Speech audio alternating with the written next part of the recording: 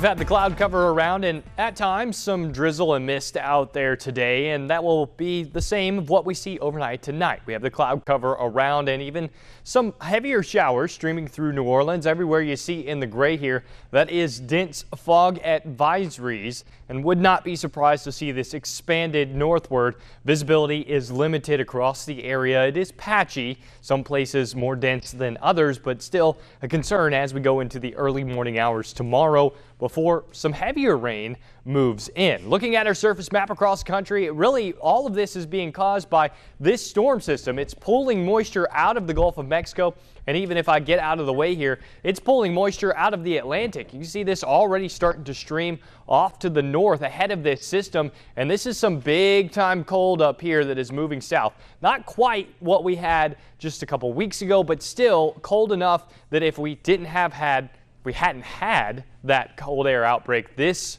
would be the biggest cold air we've seen so far this year. So plenty of cold air out there, and this system comes in, and you'll see the start of the cold front right there just to the west of Dallas. It'll swing through, and as it does, our temperatures, they're going to take a big hit. So mild out there tonight. 60 is all we're going to drop down to.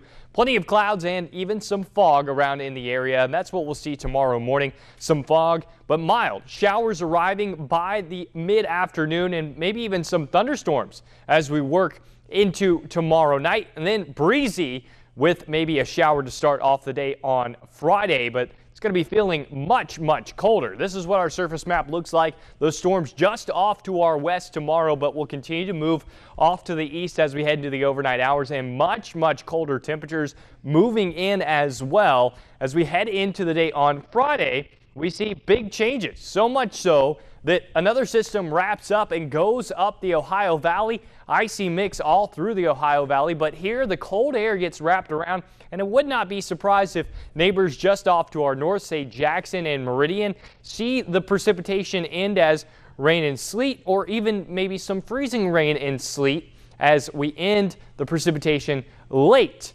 tomorrow night going into Friday, or during the day on Friday. So we'll have to watch out for that, but here it's really just the colder air that we'll be seeing all across the region. 60 degrees overnight tonight, only warming up to 70 tomorrow. Don't get used to it. It's the last of those warm temperatures, at least for a while. Go back down to 52 for our daytime high on Friday, 26 Friday night, 45 and 45 Saturday and Sunday, and we hold on to the colder air as we work into next week. Daytime highs back in the 40s, lows back into the 20s, even a couple of days where we could see our overnight lows down in the lower 20s. So colder air back in the picture. Not as bad as it was, but still cold enough. Still cold. It's cold enough. It's cold. It's cold. Thank you, sir. Thanks.